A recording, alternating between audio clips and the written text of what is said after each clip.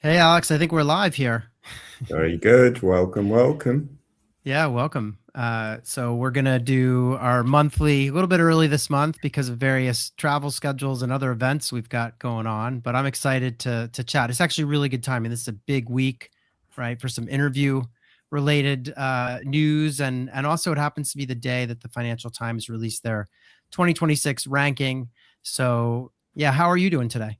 Very good. And you had some fun with this Financial Times ranking, Graham. You created a video predicting the rankings, and then you scrutinized the rankings. So what's the difference?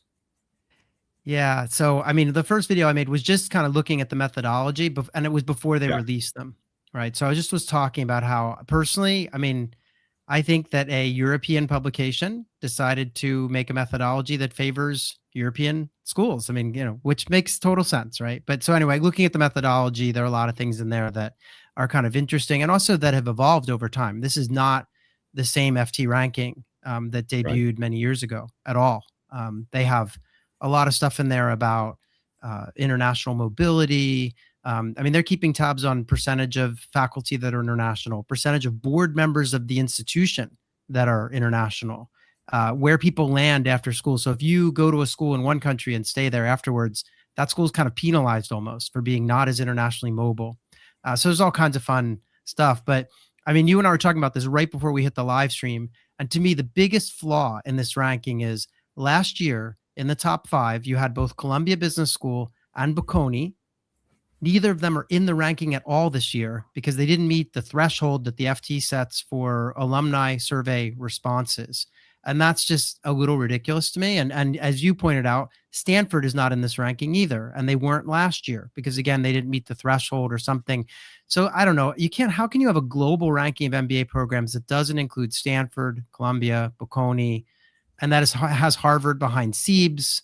I mean, yeah, it just, I don't know. To me, I mean, we sit on the front lines at clearedmint.com and we see people posting where they got in, where they're going to go, et cetera. And I don't know about you. I don't see too many people picking Siebes or Esade over HBS. I don't think I've ever seen it happen. So I don't know. The ranking, it just leaves me with Yeah, it's just, I'm not a fan.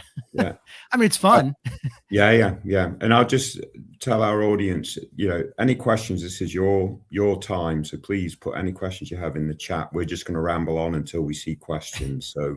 So very good. Hello, Melissa. But yeah, any questions of any type related to MBA admissions, that would be great. I can ramble Yeah. on too about this ranking. When I read it, my initial response is it's just a mess. It's, like if you read ordinarily through the rankings, it's just very difficult to come up with a common thread. I will challenge your point though, Graham. Would anyone choose Siebes or I forget the other school that you selected over HBS? And I would argue there are several that do.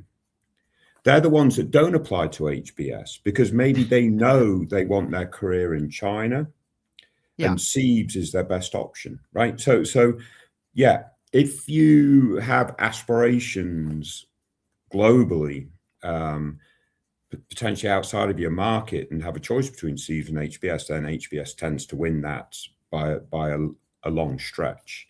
But if your Yes. aspiration is China, you might not even bother applying to HBS, right? Because Siebes could be um, the winner there. But I just find it really whatever. FT, kind of like The Economist, these are fantastic brands. I mean, if you gave me a bunch of economists and FTs, I could be happy all day just reading their content, right? And Mhm. very makes very smart. But their rankings are awful. Like they Yeah. come up with Both of them. these goofy methodologies that just ultimately create a ranking that just stand test Yeah. doesn't stand up. And yeah, Which I agree. I just don't think it does their brand any good. I mean, they're trying to be innovative, whatever, but there's no innovate. There's a and at Clear Admit, we've done a lot of analysis with decision wire data, which is basically market data where people choose to go based off of their options and so on and so forth. So we know where those choices are, what their tiers, what the tiers are, and so on and so forth. And that's not reflected in Financial Times. They do have a tiering though, Graham. Do you, like, I looked at that tier one, tier two, tier three. Do you know what defined a school that was in tier one versus tier two? Did it explain in the methodology? I didn't dig into that. I'm guessing there's just a threshold in terms of the number of points and that they, grouped the schools. But Okay. yeah, that's even a bit of a mess too. I couldn't really, Yeah. I need to dig deeper. Like 4 tiers out of 100. What's the point? Yeah. Also, the other thing, the other thing I should mention is that aside from seeing where people choose to go when they get into multiple programs, we regularly do research with the applicant pool.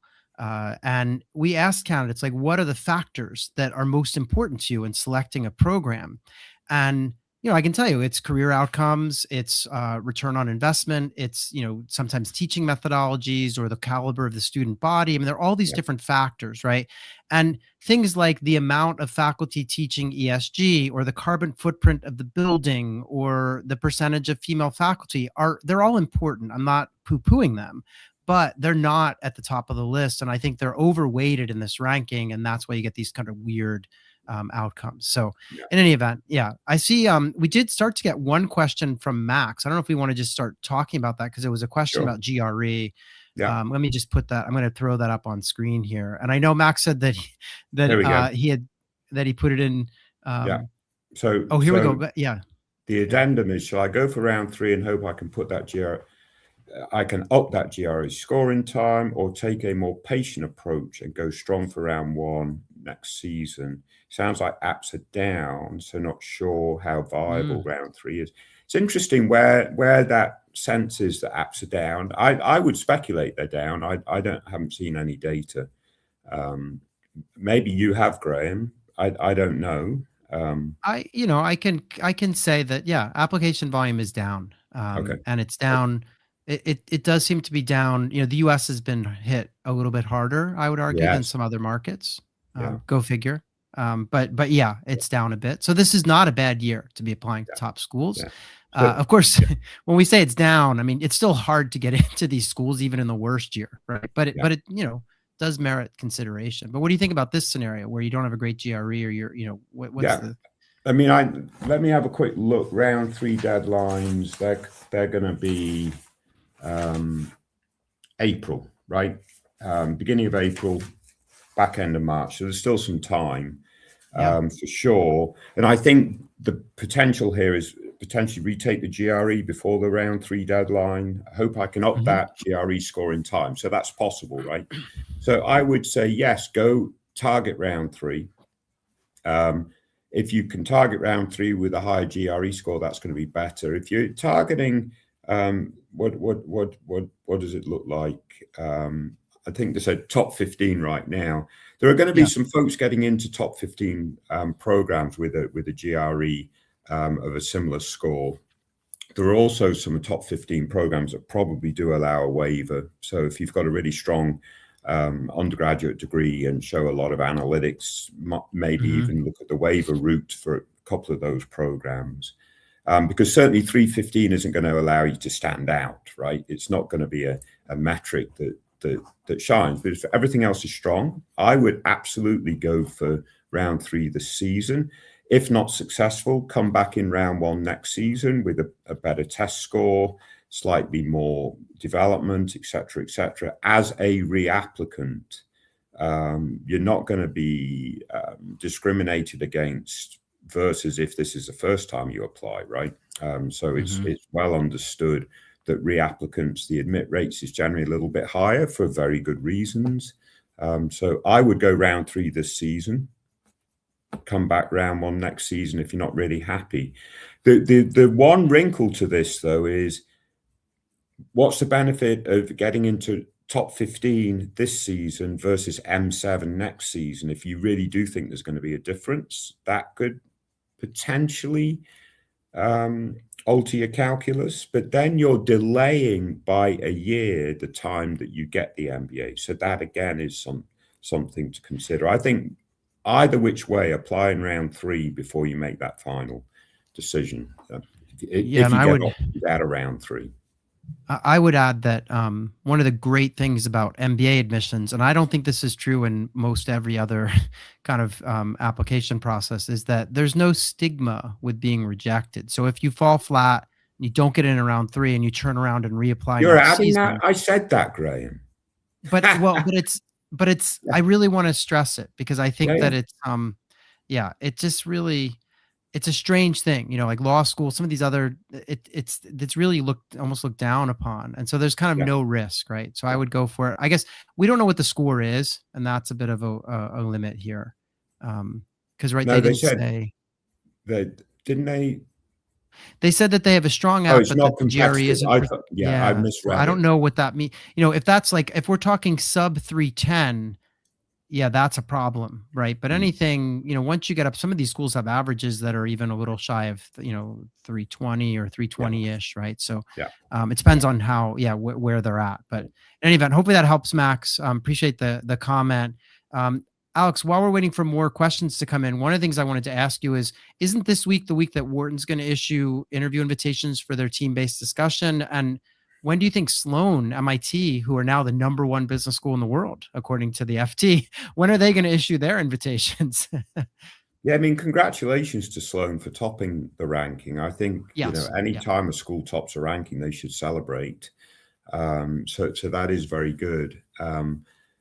Yeah, it's quite interesting. I do think Sloan would be this week, but it would be quite unusual for Sloan to get its interview invites out before Wharton. And as we were coming on air, I didn't realize Wharton wasn't till Friday. So this could be a huge week if Sloan and Wharton release decisions in the same week. If not, then I would say absolutely by early next week, Sloan will have those interview invites out. And Yeah. those are the last two big programs to release interview invites in one big tranche of invites. There'll still be a couple more weeks of interview invites trickling out at schools like Sure. Yale and Stanford and Haas, Stern. et cetera. Huh? Stern. NYU, So, they're yeah, the masters of trickling them yeah, out, right? yeah, yeah, All right. So we have a question that just come in about Wharton. yeah. This person's on the round one wait list, and they followed our Admissions Academy advice, which is great to improve their profile. They wonder, like, what are their conversion odds? So what do you think of this? I mean, you sat on the committee at Wharton. What are the chances of an early waitlister making the cut later as the season goes on? Yeah, I got to think back. What do we say in the Admissions Academy? I just think it's brilliant that someone's watched those videos because I'm really proud of those videos, quite Yeah, that was frankly. fun. And Yeah. I think they're timeless too. Yes. So I think it's a really well spent several hours of just going through those videos to get you up to speed in the admissions process. And they're I would free. They're on say, our website and they're free to watch, just yeah, FYI. Yeah. yeah. I would say if you're put on the wait list in round one and you're able to improve your overall profile, then your conversion odds are reasonable.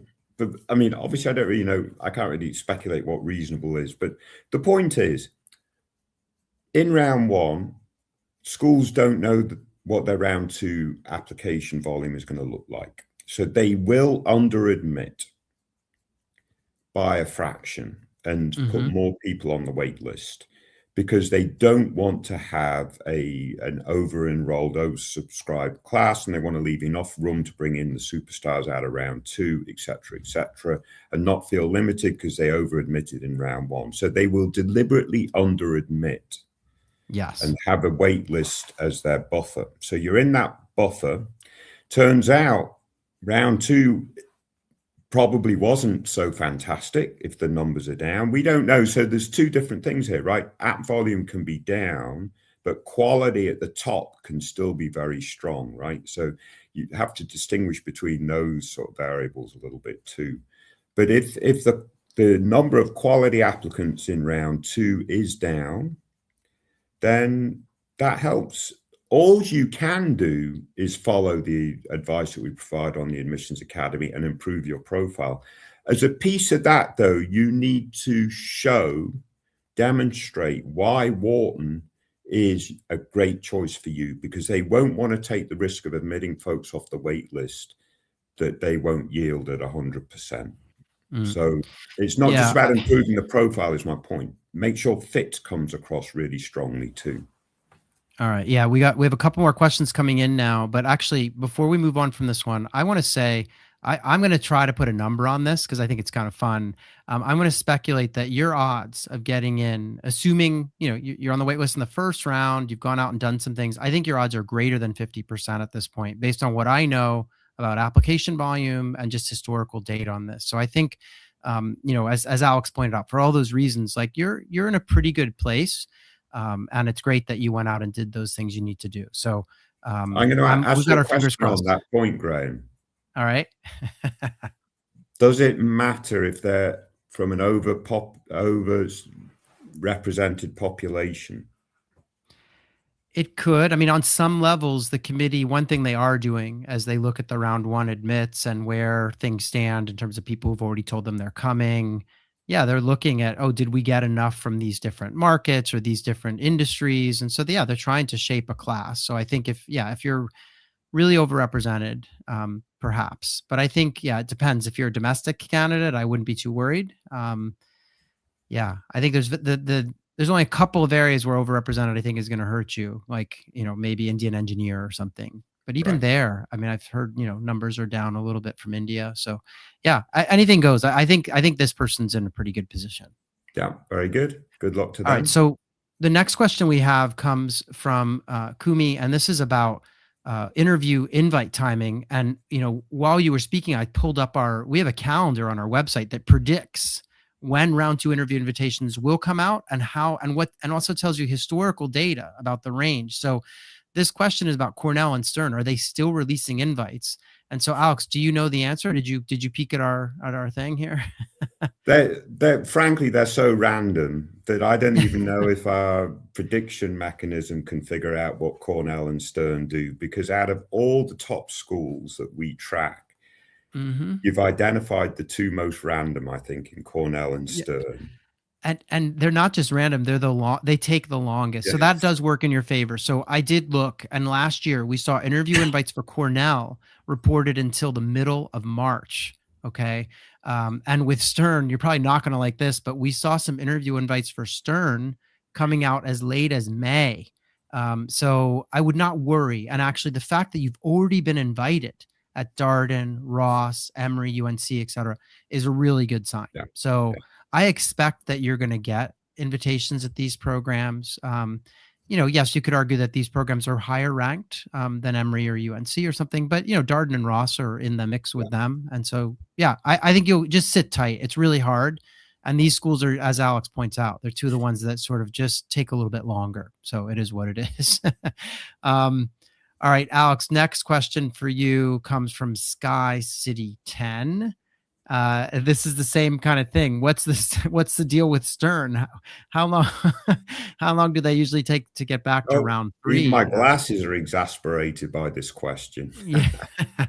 So I have the number in front of me if you're curious. Well, when do you typically get back to round 3 applicants? I mean, if we talk about final decisions or whatever it is, again, Stern is a bit of a mystery, because they have these sort of initial decision by and sort of whatever, and it takes longer, and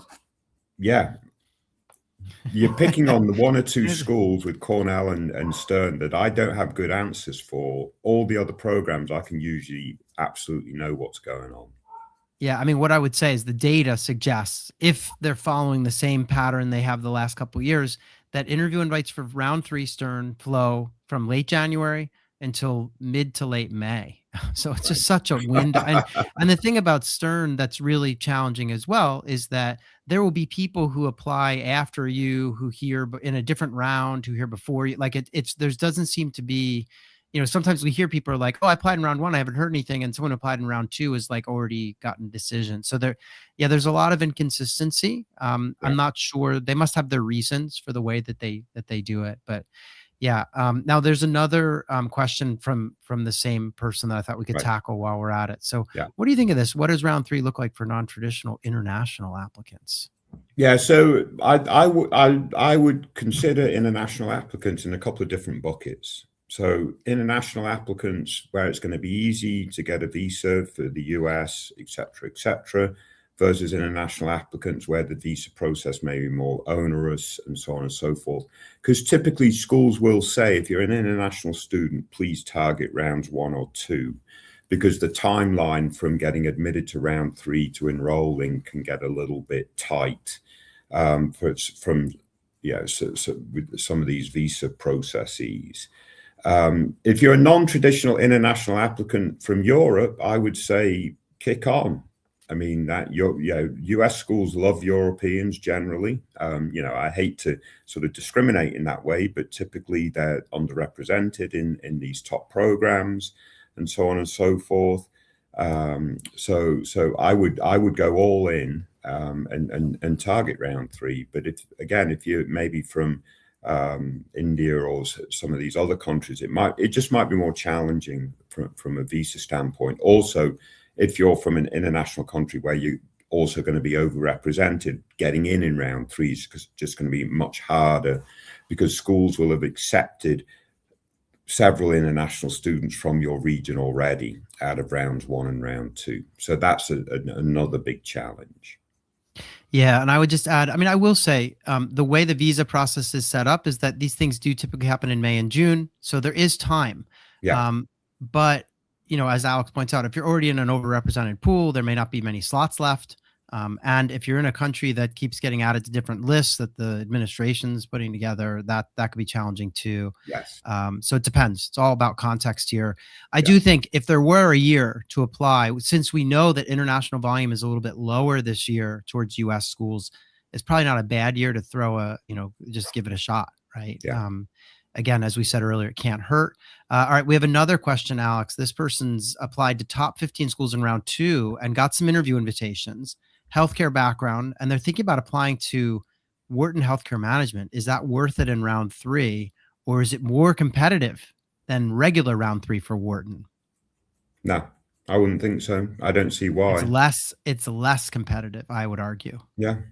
I mean, again, this is, as Graham has mentioned on a couple of occasions now, this is a time to target round 3 if you need to, for the reasons as stated. And if you're focused on healthcare, obviously Wharton's a great program for that. And I'm sure they're still seeking great candidates out of round 3. Yeah, I assume June Kinney's still there. I don't even know that, but yeah, I think she might be. But yeah, basically, so this is kind of an interesting thing in that, the healthcare management program at Wharton is the only program that you have to apply in advance, and it's a major. You're picking a concentration in terms of the courses you're going to take. It's the only one that you have to do that for. They basically put together a whole little cohort of healthcare folks, and because of that, though, it's actually kind of an advantage because there isn't the same level of interest in healthcare as there is in finance or strategy. And so if you have a good healthcare background and your numbers are decent and you're a competitive candidate, I would not hesitate. What I would actually advise you do first is reach out to the healthcare management office. If it's June Kinney or whoever's there running it now, have a check-in. They do like to have a phone call or a Zoom with candidates who are thinking about it. And that would probably give you a lot of good information. And I would just explain to the person that I'm late to the game. I don't know that you need to tell them that you applied to a bunch of other schools earlier. I would just say, I'm thinking about round 3. I'm really interested in Wharton Healthcare Management. Should I wait for next year, or is there a chance if I apply in round 3 and have an honest conversation? The only thing I will mention is that when you have that conversation, they're going to ask you probably quite a bit about your healthcare background and your career plans. So go into the conversation with a good storyline around healthcare. You need to be a little prepared for that. Yeah. But no, I think it's probably not a bad idea to give it a shot. Next question comes from a Navy vet and Columbia grad who has civic and political roles, a low GPA, but new quant. I presume that means some quantitative coursework that they've taken since undergrad. And they have it sounds like they have maybe a good GMAT, or they don't say, but they have the GMAT. And they're wondering about applying in round 1 next season. How should they frame their story so AdCom see their high upside? Yeah, I mean, so looking at this, it sounds to me, and obviously the candidate can correct us if I'm misreading this. They're a Navy vet. Well, they stated that Columbia grad, fantastic, and now they're working in civic and political roles. So most veterans that we see in admissions are seeking their MBA directly out of their service commitments. So even that, to me, adds a little level to the overall profile potentially, right? Now, obviously, the low GPA is going to be there. You can't hide from it, and so forth. But doing the additional coursework, getting the additional quant, getting a GMAT that's favorable and strong on quant, that's all going to be super helpful. If there's any context surrounding the lower GPA, then just use a paragraph in the optional essay to acknowledge it, add the context, and add, the other sort of factors, including the more recent quant and so on and so forth. But then focus on the rest of your story. It sounds like you've probably got some really good experience to share, and obviously the quality of the Navy experience will be important in this. But yeah, target round one and see how you go. Yeah. Yeah, I mean, I'd want to know what did you study at Columbia? How bad is low when it comes to the GPA? Are we talking sub 3.0 or just something that falls shy of their average at whatever it is, 3.6, 3.7? Yeah. So that would be good to know. But yeah, if you have that extra quantitative coursework, hopefully a solid GMAT, you can overcome a low GPA, as Alex points out. Yeah. I think, clearly having a good head on your shoulders in terms of what you want to do next, and the fact that you've been out of the military, as Alex pointed out, would almost increase the odds that you should know kind of what you're looking to do. Yeah. And Yeah. it sounds to me like maybe, I don't know if politics are in your future or something at the intersection of business and government, but that could be Yeah. interesting and help you to stand out.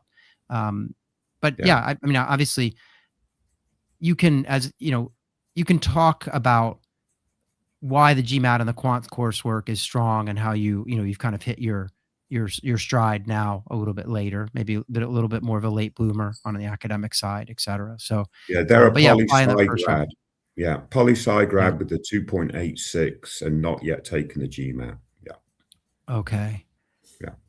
Yeah. So, where did you see that? I totally missed that. Somewhere in here, I guess. All No, right. they post it. But the point is, get some Yeah. coursework in. Really show Yeah. now that was then, this is now, and really focus hard on that GMAT. And And again, so that was then, this is now. Yeah. I will say sub 3.0, I would not only apply to M7. Yeah. I don't like to tell you that, but I think you're going to need to add another school in the top 16 at least, if you want to definitely go, because Yeah. that is a big barrier. Now, obviously, if you get like a, whatever, 7, 25 on the GMAT focus or some monster score, that would help in a big way, right? So I would buckle down and work on that for sure, because that's going to be the single most important factor at Yeah. countering your GPA. Yeah. Anyway, probably enough said there. We've got another question here, Alex. This is about interviews with students and alumni, so not at AdCom, right? Is the expectation that they will set up the interview, or do we offer to send the Zoom invite? Isn't that the classic conundrum, even when you're emailing with peers? Who's going to do the, who's going to do the scheduling and set it up? Do you have a point of view?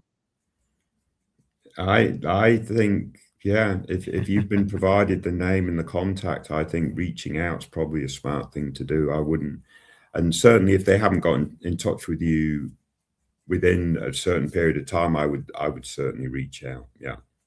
Yeah, well, I think no. I think the point is that you're supposed to, like, they gave you the name and you're Yeah. supposed to reach out and coordinate. But I think what they're asking is, once you kind of agree on a time, is it up to you to create the Zoom, or should they? And I would argue, generally speaking, it's probably them. I mean, their job is to interview you. They've probably got the Zoom account, Yeah. the school Yeah. access to the school Zoom account. So I would probably let them do it. Yeah. Unless you see that it's not happening, and then you could offer politely to set it up. But yeah, I would email them, set up a time, and then I have a feeling they're just going to offer to, or Yeah. they'll send you the invite themselves. Yeah. They, in fact, in some cases, they may be using a specific system to deliver the interview. So yeah, I would sit back on that. Yeah. Um, Next up, we've got a question about this person had an interview with Duke and LBS in the first round, but they were rejected. And they're wondering how they can convert interviews into acceptances in round two. They do have an interview invitation from Chicago Booth in this round. Okay. So clearly this must be a strong candidate. I mean, they've gotten interviews at three Yeah. very top schools, but they didn't convert in round one. So what do you think? Any advice as they head into this Booth interview? Yeah, I have a couple of observations. One is it's a good plug for us to promote our interview simulator. So you can sort of test your interview skills through a simulated interview from our latest tool, which hopefully our boss will put into the chat in a minute. If you haven't already used a simulator, because I will say Booth is now the most popular school in the MBA simulator. Yeah. And just so people know, it's free, right? So you just go in, you upload your resume, and then it does an interview with you and you speak. You don't even have to type. It has voice recognition. I think it's always a woman that's interviewing you. I don't know if we can change, if you can pick, but for now, the ones I've tried have been a woman interviewing me, and it's pretty well done, and it's quite realistic. It's very well done. Let's not underplay this, Graham. This is a huge piece of work. Yeah, it was fun. Admit, not from us, but from the organization, and I think it's outstanding, quite frankly. So I would take advantage of the tool, and thankfully, it's now been the link's been posted into chat. Now, to some of your points, just to be clear, you can be invited to interview. So let's say these schools, Duke and LBS, they invite 50% of their applicants. They're only going to admit 20 or 30% of their overall applicant pool. So of those, so the top 50% get invited to interview. Then you interview. You're not starting from scratch there. You might have been in that 40th percentile in the first place. So even if you interviewed very well, you weren't getting admitted, unfortunately. So you've got to think of it in that way also. The point being, it might not have been the interview that got you disqualified. Right. You don't know. Right?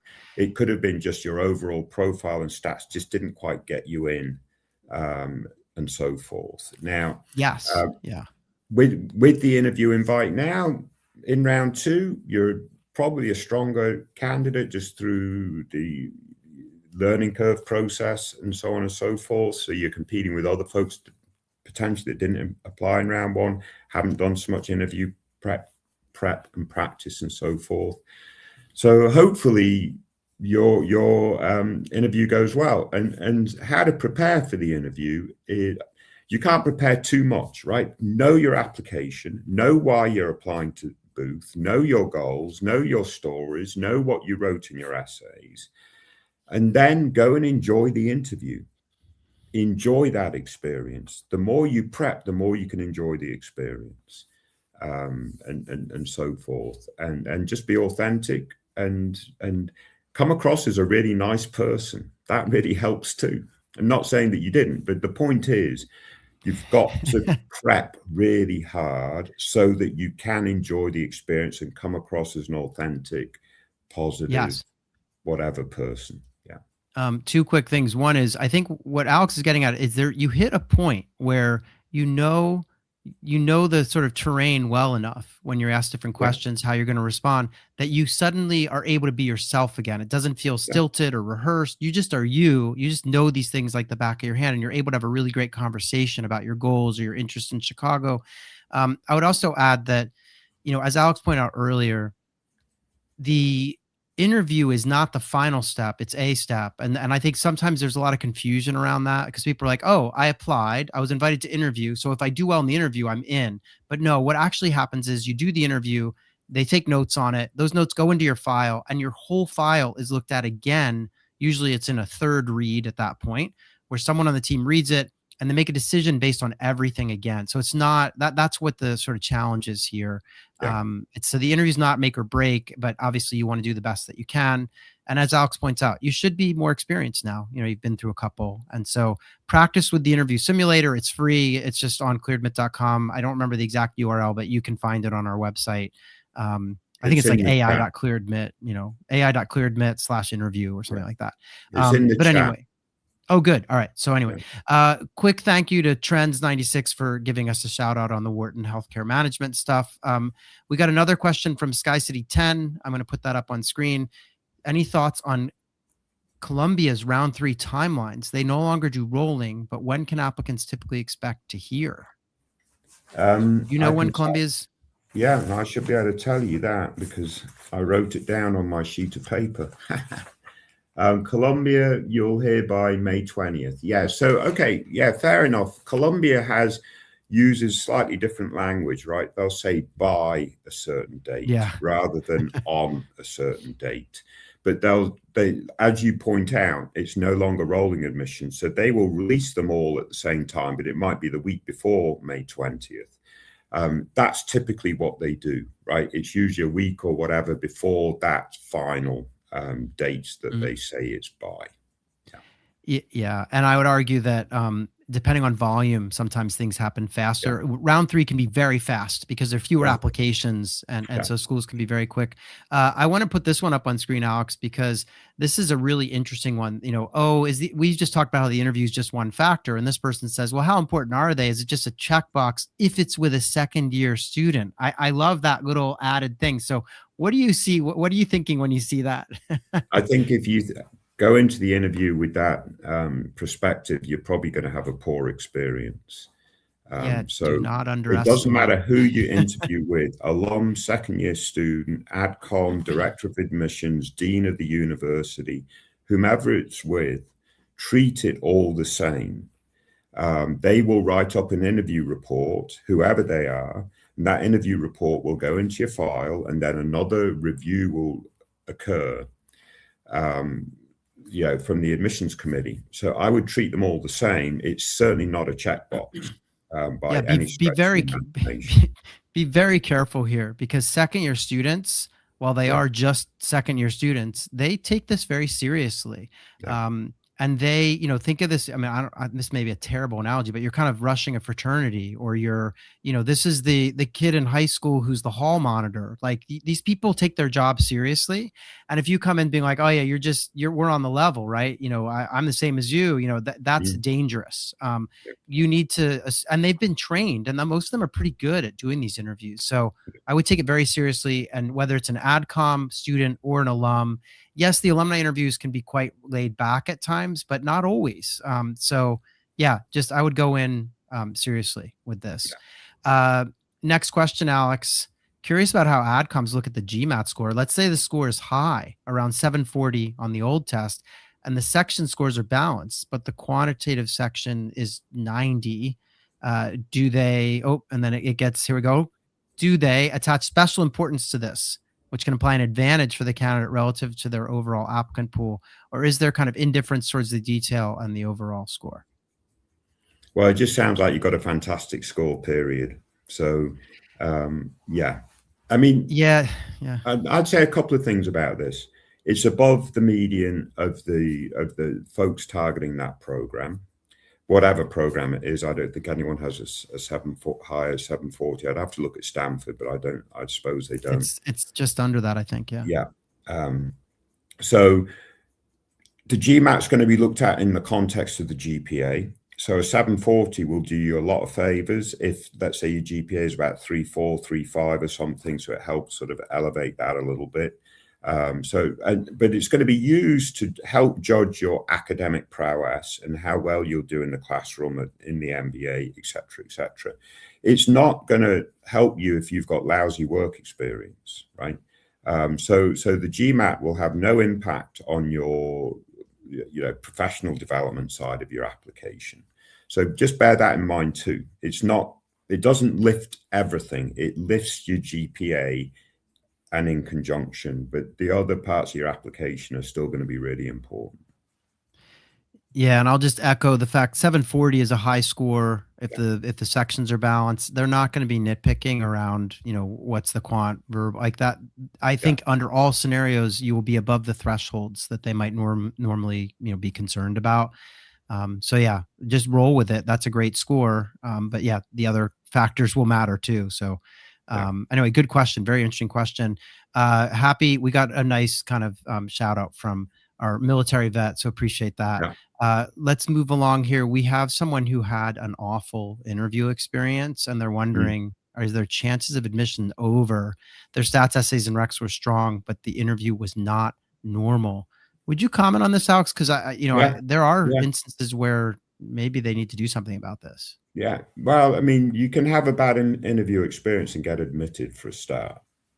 So, yes. Maybe the interviewer had a bad day. Maybe your interpretation of the interview isn't the same as the interpretation of the interviewer, and so on and so forth. So you can have a poor interview, even a poor interview write-up, which is more important because that's what goes into the file, and still get admitted for the same reasons that I expressed before. If you're in that, if you're a school that interviews 50% and only 20% of those folks ultimately get admitted, but you're in the top 5% of that 20% already going into the interview, even a poor interview might still leave you in the admit pool, right? So if you have strong essays and really good recommendations, I would think will be important in this case because they're more sort of independent than just like the interviewer would be. So it's not completely over, but there's not much I don't think you can do. I mean, some would argue, well, I should reach out to the school and whatever. Maybe I would tread very carefully down that path, Graham. Yeah, I mean, it really depends. I would need to know sort of the details here, but there are instances where if it really felt like not a normal interview, like the interviewer was inappropriate, or, if you had like a 15-minute interview when the school told you it was going to be, 30 to 40 minutes, or, if they, I don't know, had you meet at a coffee shop and weren't paying attention to you, like if there's something that really seemed off, I think a polite note to the committee could be worthwhile, but as Alex says, it's you got to tread very, very carefully. If it's more that you just feel like, wow, they weren't impressed with me, they asked a lot of hard questions, I didn't feel comfortable because I didn't have great answers. That's kind of what it is. I will say, speaking from personal experience, I had a terrible interview when I interviewed at Harvard Business School many, many years ago.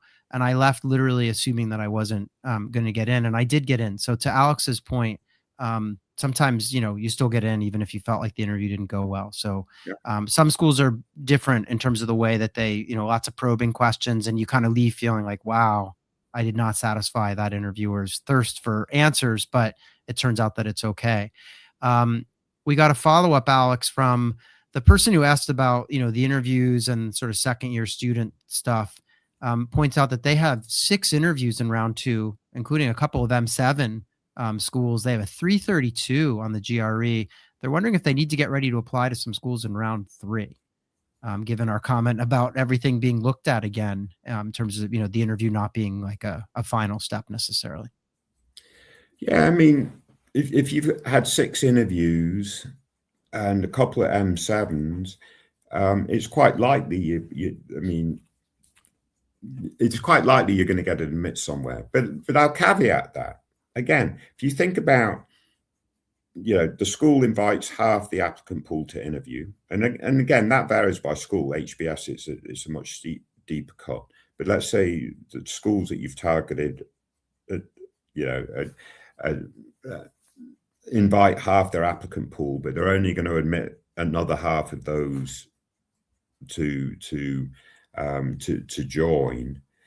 It could be that you're in that 40 percentile across all these schools and you don't get admitted, right? So you will get folks that run the board because they're in that top 10 percentile, or get completely eliminated, even though they got invited across the board, get completely eliminated because, again, their profile puts them in that 30 or 40%, not quite enough for the admission. So you will find that decisions correlate across schools. It's not like random, right? I've got 6 interview invites, so therefore I should get 3 admits because I've 50-50 chance at each school I'll get 3. That's not how it works. Yeah. What it depends on the caliber one of the school finds schools, attractive about a candidate is very similar to what the next school finds attractive about a candidate, et cetera, et cetera. So you'll either end up getting a lot of admits or very few is my speculation.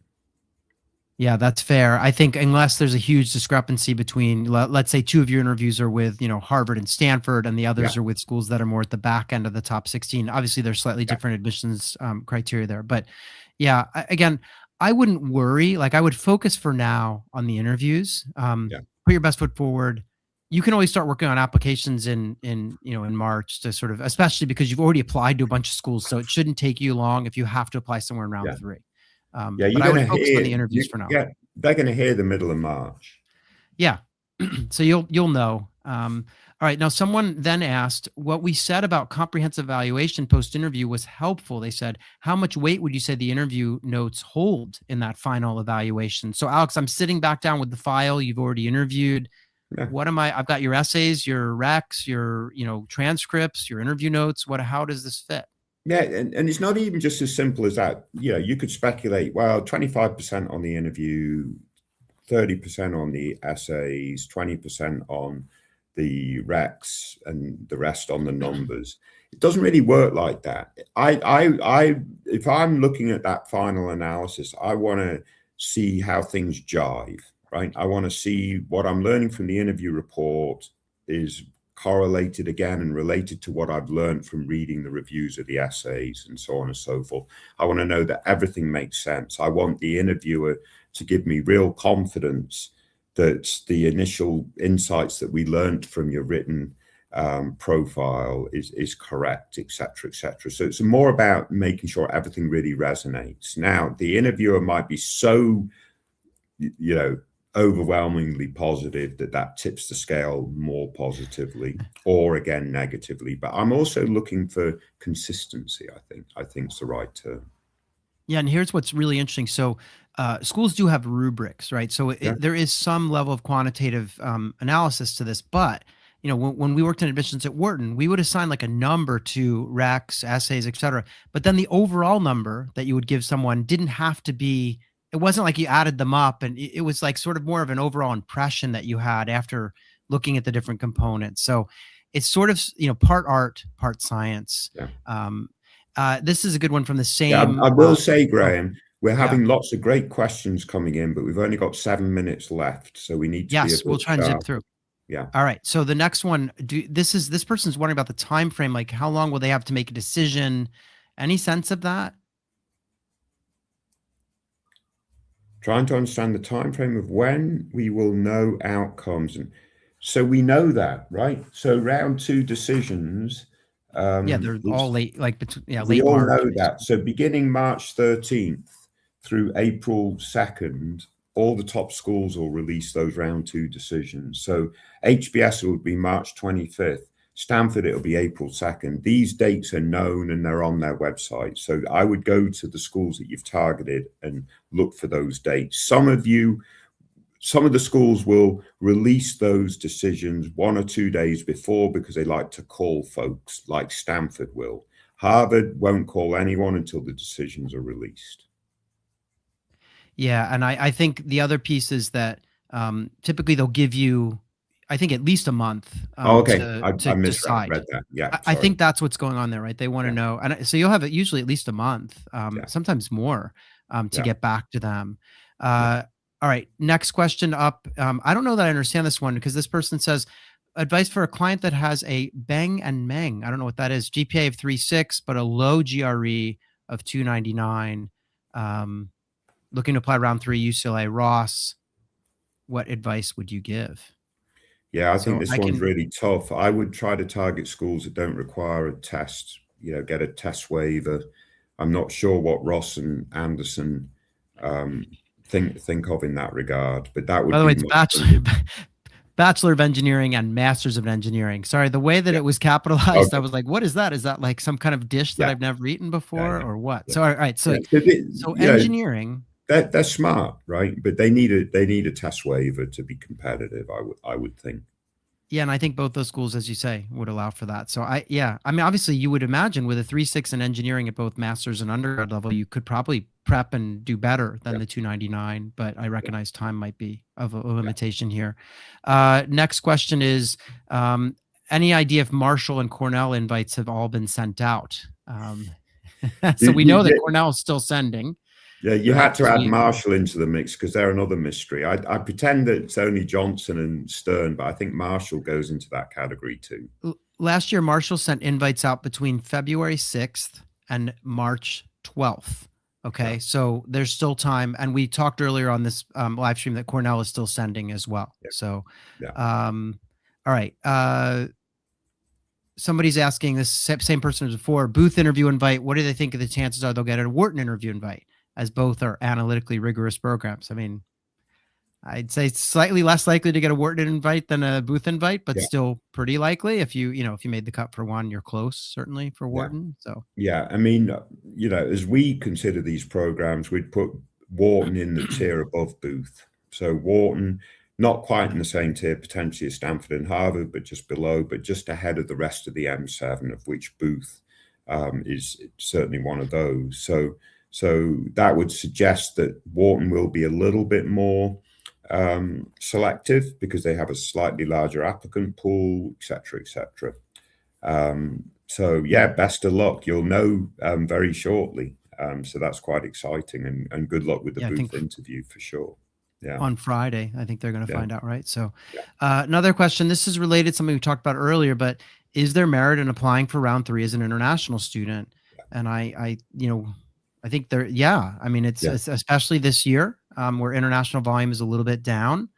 And I think, again, there are some countries, I mean, if you're applying from, let's say, Iran or, countries that are on that list that the US has, it'll be more challenging because you probably wouldn't get the visa. Especially late in the game, right? But if you're applying from a country that has a pattern of sending students to the U.S., I see no reason why you shouldn't take a flyer.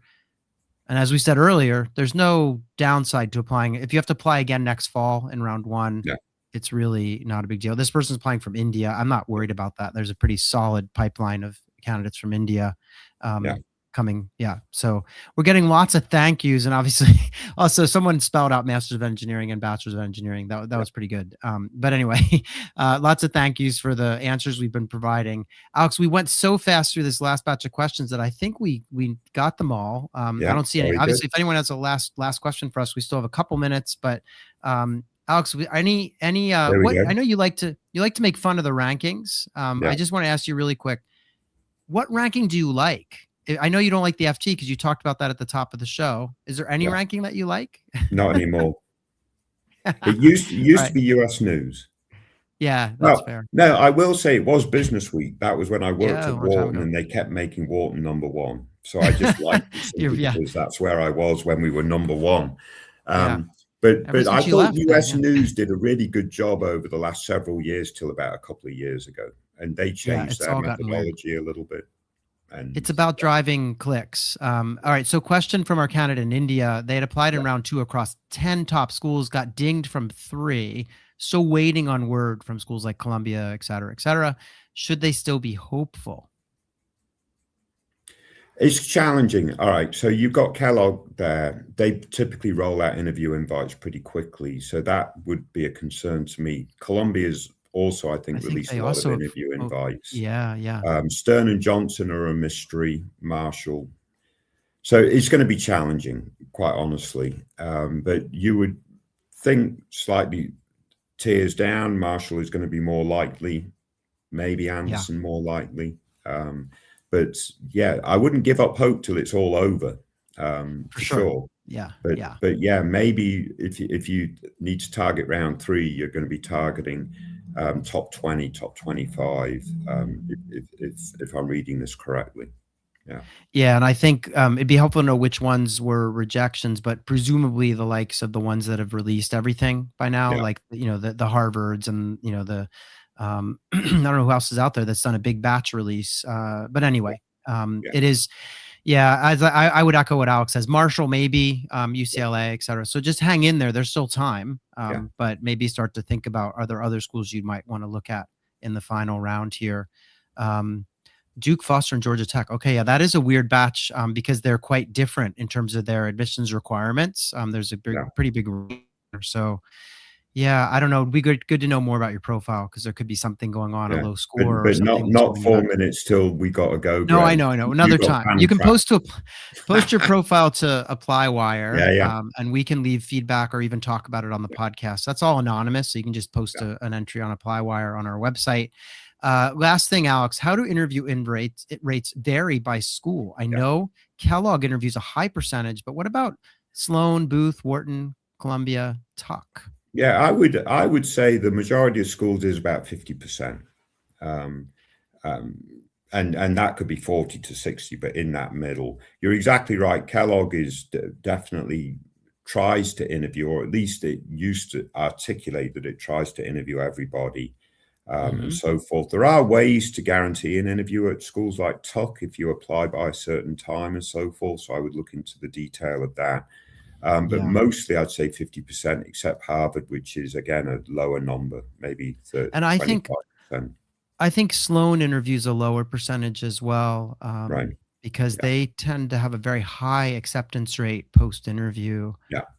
like Harvard. So Sloan's a little different, but I would argue, yeah, most of these other programs are 50 plus. I mean, Wharton could be in the 40s, high 40s, somewhere in there, but yeah, that's it does vary, and it's important to know that all these schools. I mean, obviously, like you said, Tuck will interview you if you just apply on time. You could have an interview there, right? So. Yeah.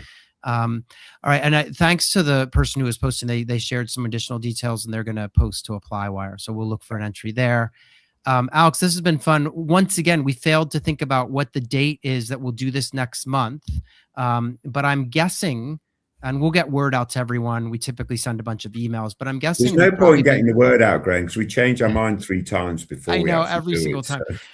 Yeah, I don't know. I'm guessing it's going to be the 24th of March. We do typically like to do these on Tuesdays. And so anyway, we'll get word out. Yeah, so we'll see. There is a last question from Kumi. They're wondering, they have 6 out of 8 invites so far. They did a waiver with Darden and Ross amongst those invites. They're wondering how hopeful they should be, given that they, have a bunch of interviews. Any thoughts on this before we kind of wrap for today? Yeah, I mean, hopefully you're one of the ones that gets admitted across the board. So I explained some of that logic a little while ago. But yeah, 6 or 8 invites, that's good signal value. Yeah. So best of luck. We can't completely predict, but as I said before, schools tend to correlate what they're looking for. So if one school likes you, it's likely that other schools like you, right? So that's why you got 6 out of 8 invites. Yeah, and I would just add one thing, which is that you have a waiver, and so there is a possibility that you'll get a bunch of wait lists. We see schools doing this, and if they do waitlist you, they may not tell you, but the reason they're waitlisting you is because they're hoping you're going to take the test, get a high score, and then they can add that into your profile, and it'll help with their class stats. That's a good point.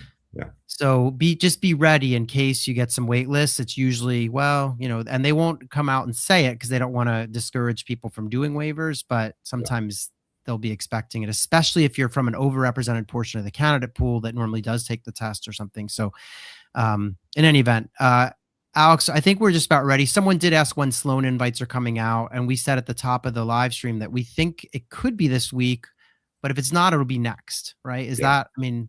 Early next week or this week. Yeah. I bet they do it at the end of this week, given volume and stuff. So, very good. I'll see. All right. Really appreciate everyone's time. Join us next month. We love doing these. In the meantime, tune in on Mondays to our podcast and head over to the website, post to ApplyWire. You can use our interview simulator if you're practicing for interviews, all kinds of free resources at clearadmit.com. So please avail yourselves of them. That's what they're there for. And yeah, Alex, thanks so much for your time, and I'll see you for this next month. Yeah, great job, Graham. Always good chatting with you. Take care, everyone. Good luck. All right. Take care. Bye-bye. Bye.